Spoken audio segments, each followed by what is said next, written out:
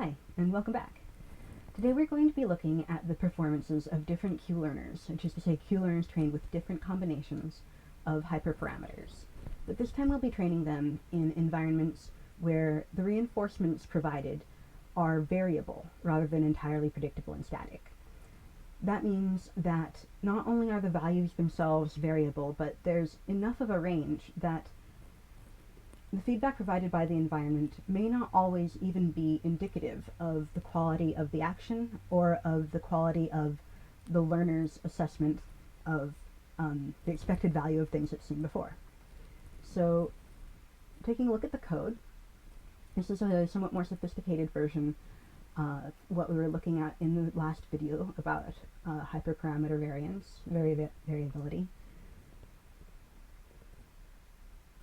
And the environment variables, the reinforcements that the environment provides are defined here as the base success, base penalty, and base maintenance.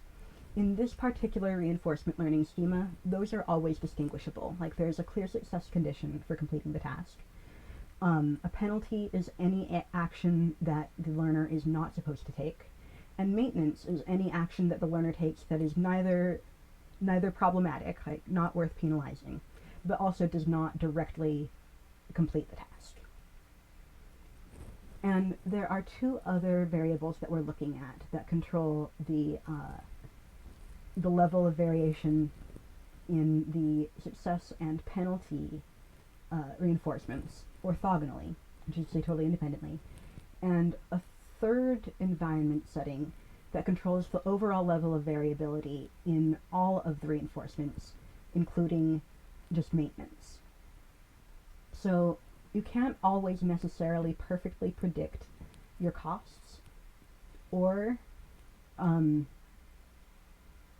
the effect of taking improper actions or the reward that will be granted for completing the task in this environment. And as I'm sure you can imagine, that makes things a bit more challenging. The responsiveness is the environment variable that controls how much of the expected reward of the base success reinforcement the learner receives upon completing the task in any given epoch. It's a number between 0 and 1, and at random, if the learner gets a result that is less than the responsiveness on a roll between 0 and 1, then there's another stochastic roll, and the success reward is attenuated by an amount proportional to that second roll. So the larger the responsiveness, the more likely the learner is to receive the entire reward. But the lower the responsiveness, the more likely the learner is to receive an attenuated reward, and the greater the possible degree of that attenuation. So there's a quadratic relationship between the responsiveness and the mean, and there's a linear relationship between the responsiveness and the standard deviation of the success reinforcement. Similarly, the harshness is a variable that controls the variation in the penalty reinforcements. And just like responsiveness, there's a stochastic process that determines whether the harshness condition will affect the penalty reinforcement, and then a further dice roll that determines the degree of the increase of the penalty. Lastly, the chaos level works the same way, where there's a number between 0 and 1, and then a dice roll where if the learner succeeds and rolls above the chaos level, then it just gets the straight base reward. But if the learner's dice roll is lower than the chaos level, then there's just Gaussian noise that's sort of blown in as a multiplier on the reinforcement. And that makes it less 100% predictable what the maintenance will be. It doesn't affect the mean, but it does affect the standard deviation.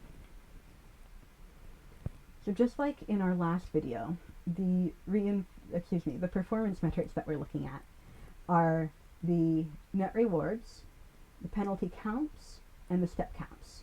So the net reward is basically a measure of the overall competence of the learner. The penalty counts is a measure of the efficacy of its map building and also the efficiency of the way it follows the map that it's built. And the step counts are a measure of its efficiency.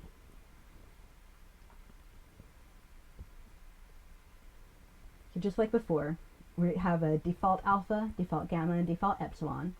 And then we've trained up a set of learners with varying alphas, with default gamma and epsilon, then varying gammas and varying epsilons. And just like before, here's some matplotlib code that'll show us our performance.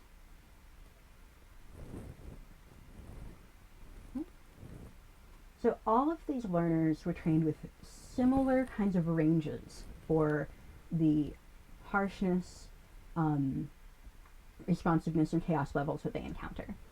And you'll notice that just like before, just like in the perfectly predictable environment, the learner with the lowest alpha, the alpha where the learning rate where it updates its expected value by 1 part in 1,000 every time it encounters a new situation, it's slow to converge on a worldview, and we can see this by looking at the net rewards after 100,000 epochs. The step counts decrease the entire time. It doesn't converge on a maximum efficiency level even after 100,000 training epochs. And its penalty count is also still decreasing after 100,000 epochs. And if we zoom in here, we can just kind of get a better view of the rate of that convergence, or the slowness of that convergence, if you want to look at it that way. When we up alpha to 0.05, or 1 part in 200, it's noticeably faster to converge. And in this case, we can see that it seems to have found a fairly steady state with its penalty counts after perhaps 40,000 epochs or so. And we can see that it's starting to flatten out faster compared to the earlier one over here. Similarly with the step count, it definitely seems to find a sort of set point with its efficiency sometime after 50,000 epochs, but certainly not before then. At alpha closer to 0.01, we get a much faster convergence in all 3 performance metrics. Perhaps most notably, the net rewards. But there's still a lot of variation, right? There's still a lot of range, of variance in its performance from one epoch to another.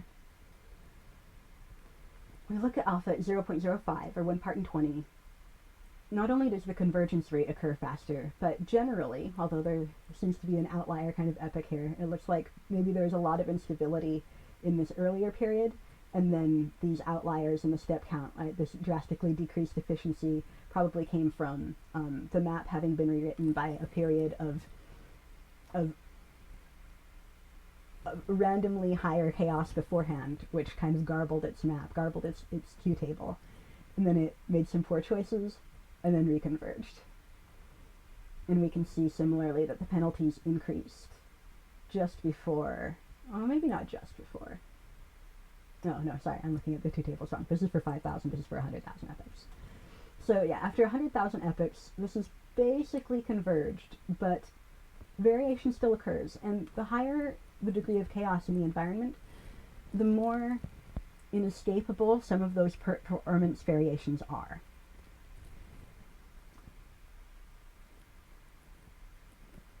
And with these pretty moderate alphas, though, you do get convergence, and overall, like, with some ups and downs, the learner basically figures out what it needs to do well within those first 5,000 epochs, and then maintains that higher rate of performance for the duration of its lifetime. But with these much higher alphas, things entirely fall apart.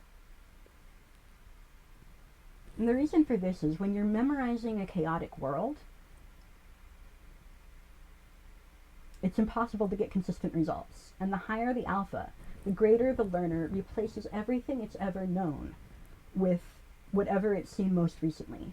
So if we were going to talk about this in more personable terms, we would say that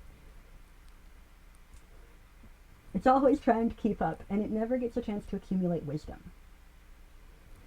Now, since some of the other hyperparameters are randomly generated, we actually see that the learner with alpha of 0.3 performs better overall than the one with alpha of 0.2.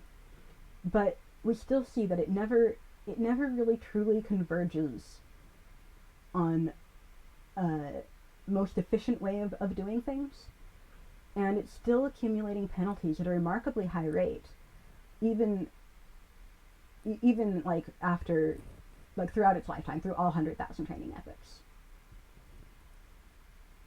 Alright.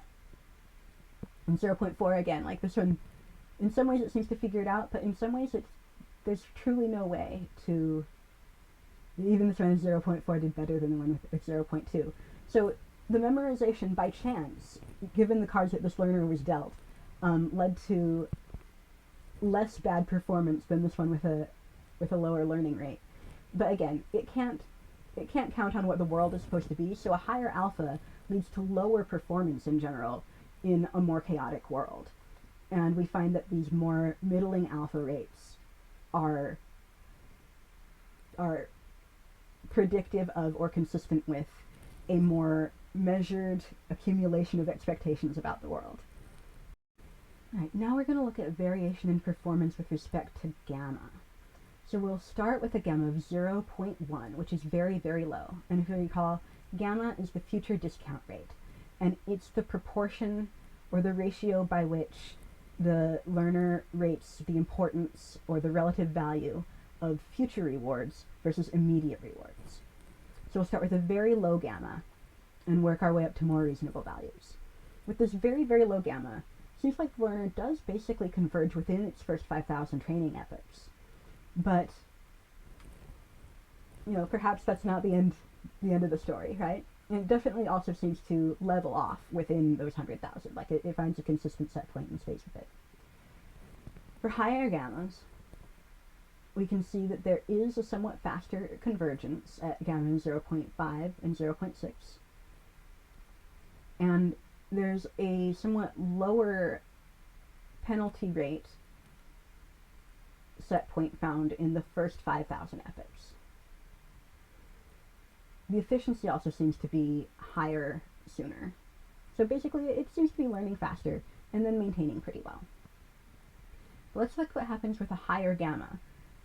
At gamma 0.7, already this learner seems to have a higher penalty count and a less consistent efficiency, less consistent set count, and a far less efficient net reward.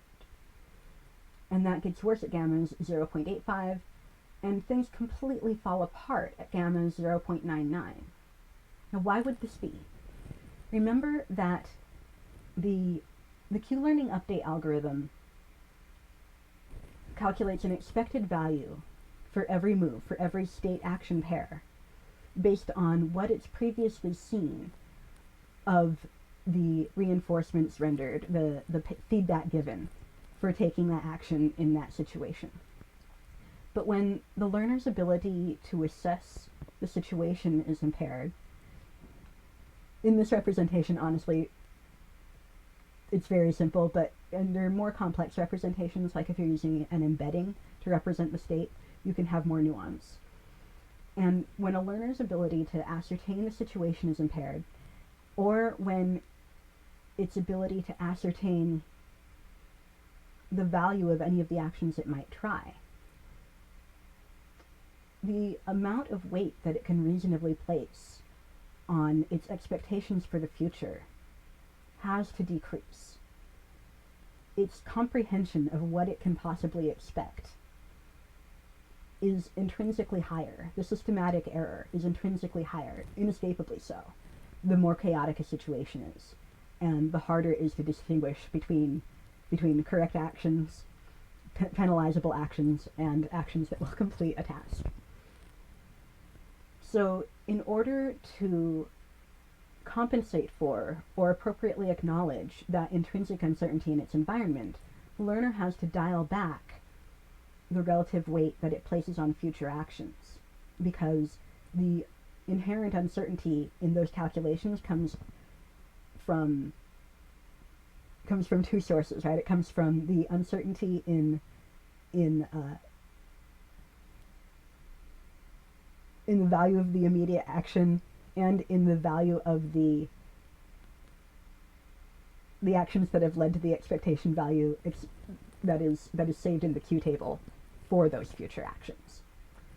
So by dialing things back and using a more conservative gamma in a chaotic environment, all this means is that the learner isn't trying to plan too far ahead.